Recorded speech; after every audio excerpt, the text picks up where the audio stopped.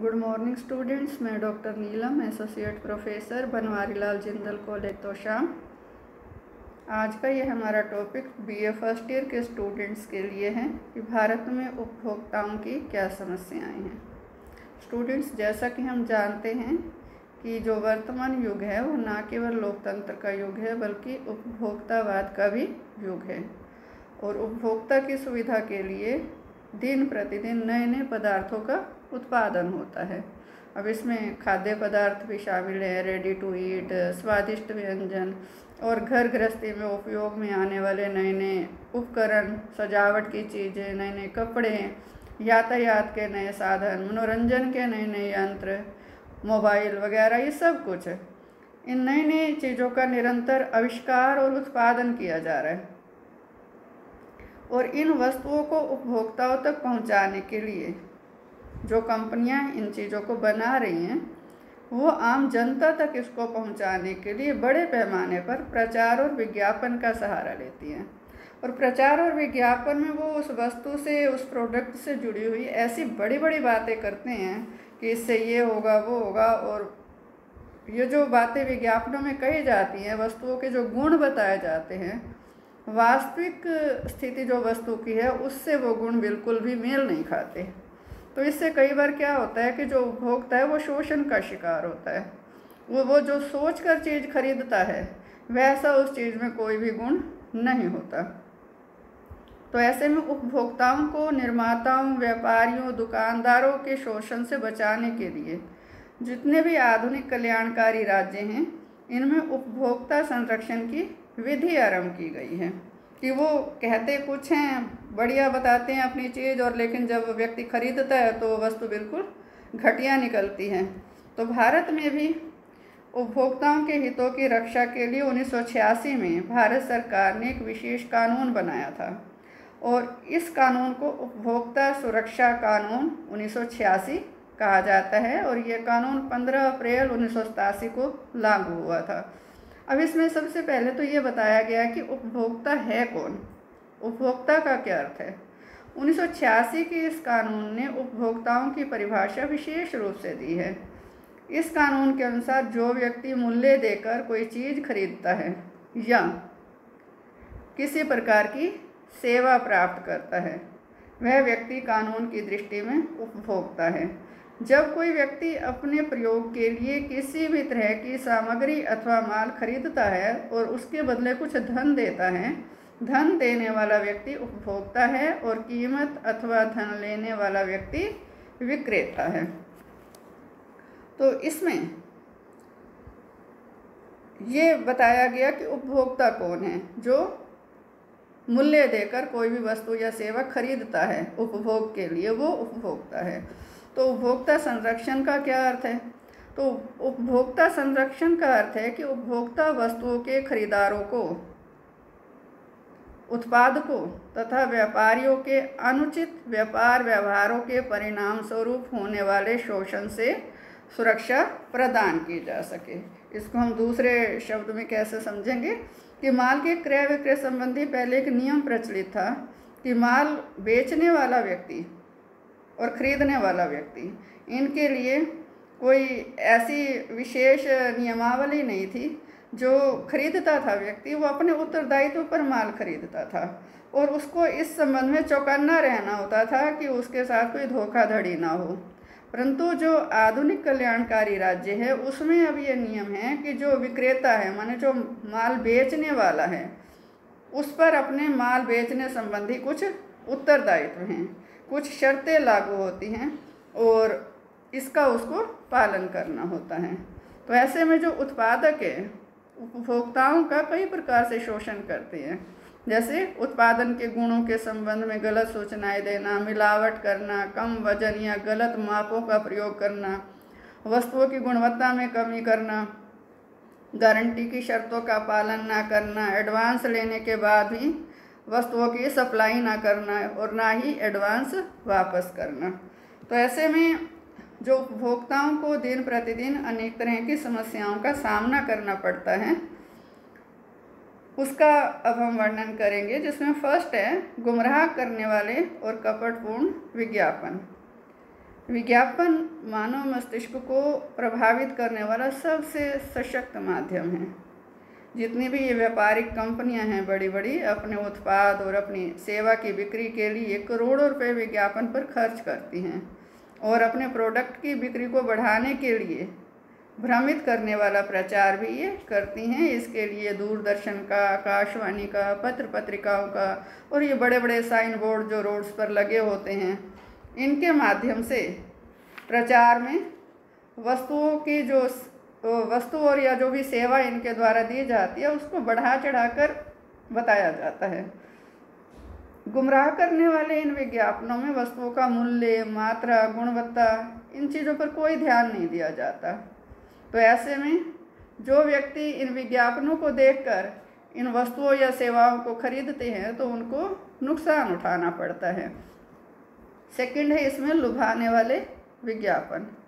बहुत से जो व्यापारिक प्रतिष्ठान और पूंजीपति हैं ये गुमराह करने वाला प्रचार ही नहीं करते, बल्कि ऐसे विज्ञापनों का सहारा लेते हैं कि यदि इनकी वस्तु नहीं खरीदी तो पता नहीं हम कितना बड़ा नुकसान का सामना करेंगे। इनके विज्ञापन इतने लुभावने होते हैं। जैसे कोई बच्चों के उत्पाद बनाने वाली कोई कंपनी है तो अपना विज्ञापन कैसे देगी कि इसके बिना आपके बच्चे का विकास रुक जाएगा, इसलिए नाश्ते में अपने बच्चे को ये अवश्य सेवन कराएं।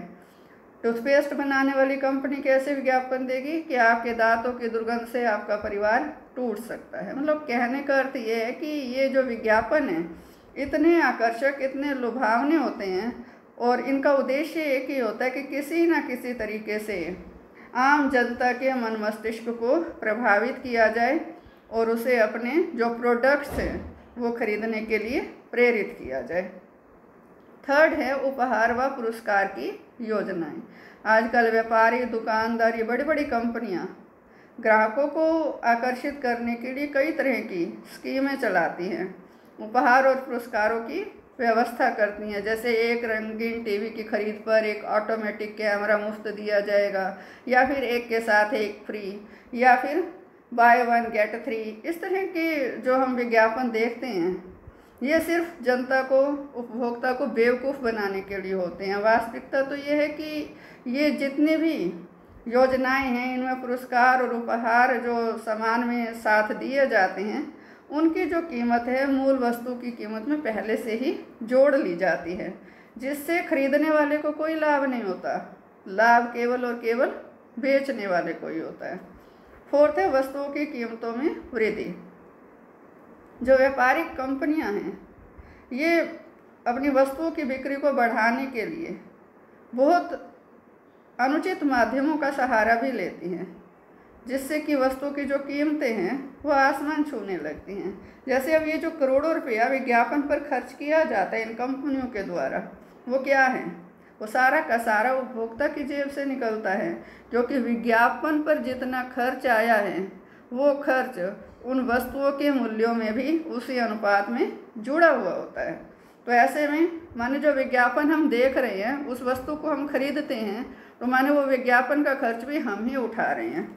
नेक्स्ट है निम्न स्तरीय उत्पाद। ये जो आकर्षक और गुमराह करने वाला प्रचार है ये वस्तुओं की बिक्री को बढ़ाने में सहायता करता है, लेकिन व्यापारी क्या करते हैं कि वो बिक्री बढ़ाने के चक्कर में, लाभ कमाने के चक्कर में घटिया चीज़ें बेचते हैं। वो वस्तुओं की क्वालिटी पर ध्यान नहीं देते, बल्कि उनकी संख्या, उनकी मात्रा पर ध्यान देते हैं कि ज़्यादा से ज़्यादा उनकी जो वस्तुएं हैं वो बिके। तो ऐसे में कई बार जैसे जो घरेलू उपयोग में आने वाले उपकरण हैं, प्रेशर कुकर है, बिजली के उपकरण हैं, कुकिंग गैस है या दवाइयाँ हैं, ये इनके साथ भी इतना ज़्यादा खिलवाड़ किया जाता है कि इन चीज़ों का जब हम प्रयोग करते हैं, प्रेशर कुकर है, स्टोव है, यदि उसमें गुणवत्ता के नियमों का पालन नहीं किया गया तो प्रेशर कुकर फटते भी हैं। बिजली के जो उपकरण हैं फिर उनसे करंट लगते हैं, तो अनेक तरह की दुर्घटनाओं को ये जन्म देते हैं, जिसके कारण मौतें भी होती हैं। और नकली दवाइयाँ तो सबसे बड़ा गोरख धंधा है ही हमारे देश में। नेक्स्ट है नकली वस्तुएं, कि आजकल असली और नकली वस्तुओं में कोई अंतर आप नहीं कर सकते। नकली वस्तु की भी जो आकार है, पैकिंग है, वजन है, रंग है, नाम है, बहुत बार असली वस्तु जैसा ही होता है। जो नाम है उसमें स्पेलिंग में कोई एक अक्षर वो गलत कर देते हैं, लेकिन वो इतनी बारीकी से गलती की हुई होती है कि आम व्यक्ति उसको जल्दी से समझ नहीं पाता। तो ऐसे में ये जो नकली चीज़ें जब बाज़ार में आती हैं और हम खरीद लेते हैं उसको, तो इसका पता हमें तब चलता है जब हम उसका उपयोग कर लेते हैं। कि कोई दवाई हमने ली, लेकिन हम 10 दिन से दवाई खा रहे हैं, लेकिन दवाई का हमारे शरीर पर कोई असर नहीं है। चलो असर ना होना तो फिर भी ठीक है, लेकिन कई बार ये कोई और स्वास्थ्य को हानि पहुंचा जाती है। नकली दवाइयाँ, नकली इंजेक्शन, इनसे तो कई बार मौतें भी हो जाती हैं। माने जो जीवन देने वाली, प्राण देने वाली चीज़ें हैं, वो अगर नकली हैं तो प्राण जाने तक की नौबत आ जाती है। नेक्स्ट है गारंटी का ना होना। आजकल उपभोक्ताओं की एक प्रमुख समस्या क्या है कि खरीदी हुई चीज़ पर उनको कोई गारंटी नहीं दी जाती। गारंटी की जगह एक नया शब्द आ गया, वारंटी। गारंटी का मतलब होता है कि जो चीज़ आपने खरीदी है, यदि वो ठीक नहीं निकलती तो आपको उस चीज़ के बदले वही दूसरी चीज़ दी जाएगी। और वारंटी का मतलब क्या है कि जो चीज़ आपने खरीदी है, अगर वो ठीक नहीं निकलती तो उसी को ही फिर से ठीक करके आपको दे दिया जाएगा। और बहुत सारे जो बड़े बड़े स्टोर्स हैं, इनके बाहर लिखा होता है फैशन के दौर में कोई गारंटी नहीं। तो इतना अधिक मूल्य देने पर भी जब चीज़ घटिया निकलती है तो ऐसे में जो आम व्यक्ति है, उपभोक्ता है, वो परेशान हो जाता है। नेक्स्ट है वस्तुओं में मिलावट। व्यापारी और दुकानदार अपने लाभ के लिए इतनी चालाकी से चीज़ों में मिलावट करते हैं कि हमें जल्दी से वो समझ में भी नहीं आता कि हम मिलावट वाली चीज़ खा रहे हैं। जैसे चावल है, दाल है, मिर्च मसाले हैं, चने हैं, हल्दी, घी, इन सब में मिलावट होती है। घी में पशुओं की चर्बी मिलाई जाती है, चने और दालों में हानिकारक बीज मिलाए जाते हैं, मिर्च पाउडर में लकड़ी का बुरादा मिलाया जाता है, चाय में लकड़ी के बुरादे को रंग कर मिला देते हैं जिससे चाय का जो रंग है वो अच्छा आता है। शहद में चीनी की चाशनी डाल दी जाती है। दूध में पानी मिलाना तो चलो ठीक है, लेकिन नकली दूध बेचते हैं आजकल, सिंथेटिक मिल्क। तो ये इस तरह के कुछ मिलावट के उदाहरण हैं जिससे ये जो दुकानदार हैं, व्यापारी हैं, आम व्यक्ति के स्वास्थ्य से ही खिलवाड़ कर रहे हैं कि हम क्या खा रहे हैं। हम अपनी ओर से बहुत महंगी बढ़िया चीज़ खा रहे हैं, लेकिन असल में वो हमारे स्वास्थ्य को खराब कर रही होती है। नेक्स्ट है मानक रहित उत्पाद।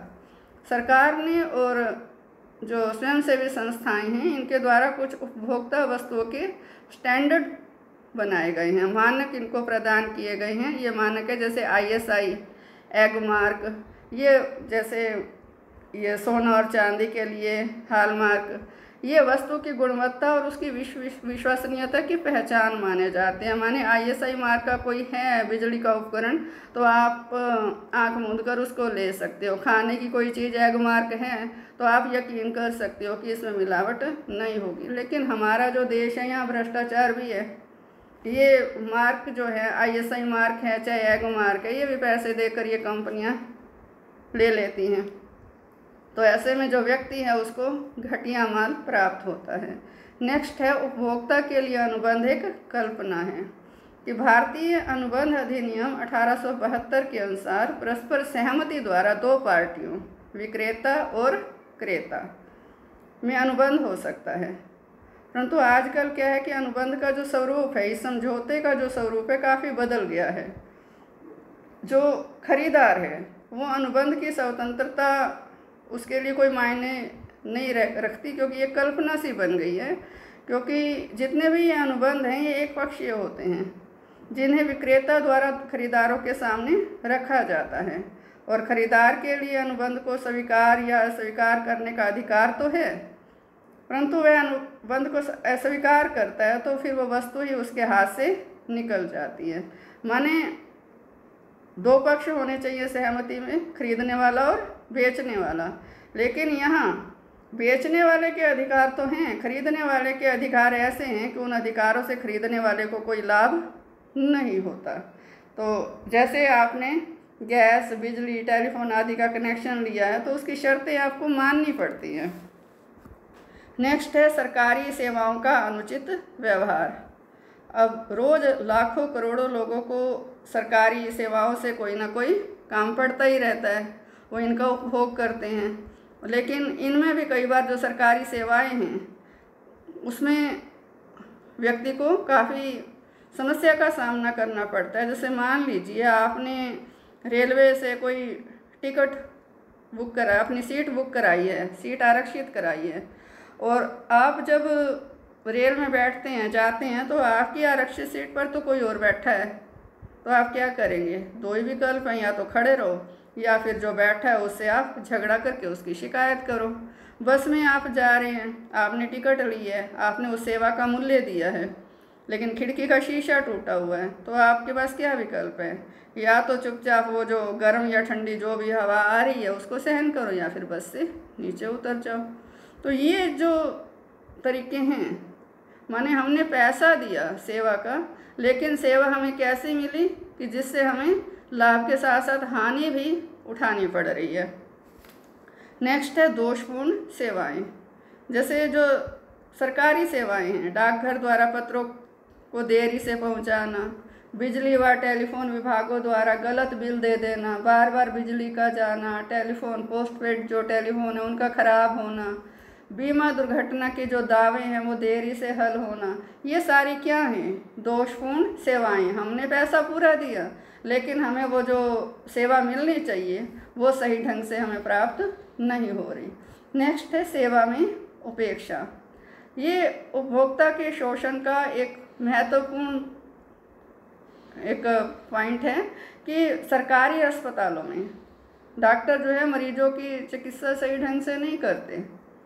हम वहाँ भी सरकार के नियमानुसार जो पर्ची बन रही है सब कुछ करते हैं, और वो जो डॉक्टर हैं वो सरकार से पूरी तनख्वाह ले रहे हैं, लेकिन वो चिकित्सा उस तरीके से नहीं करते जो उनको करनी चाहिए। और कई बार तो हम समाचार पत्रों में भी पढ़ते हैं कि मरीज का ऑपरेशन कर दिया, लेकिन उसके पेट में कोई औजार छोड़ दिया। मरीज के दिक्कत एक पैर में थी, ऑपरेशन दूसरे पैर का कर दिया। और कई बार जो है अस्पतालों में खून वगैरह जो मरीज को दिया जाता है वो अलग ब्लड ग्रुप का दे दिया जाता है, उससे भी मरीज की मृत्यु हो जाती है। और बहुत बार ऑपरेशन थिएटर में डॉक्टर की लापरवाही के कारण मरीज की मृत्यु हो जाती है। ये कुछ एक ऐसी समस्याएं हैं जो भारत में उपभोक्ताओं के सामने किसी न किसी रूप में आती हैं। शेष का अध्ययन हम कल करेंगे। धन्यवाद।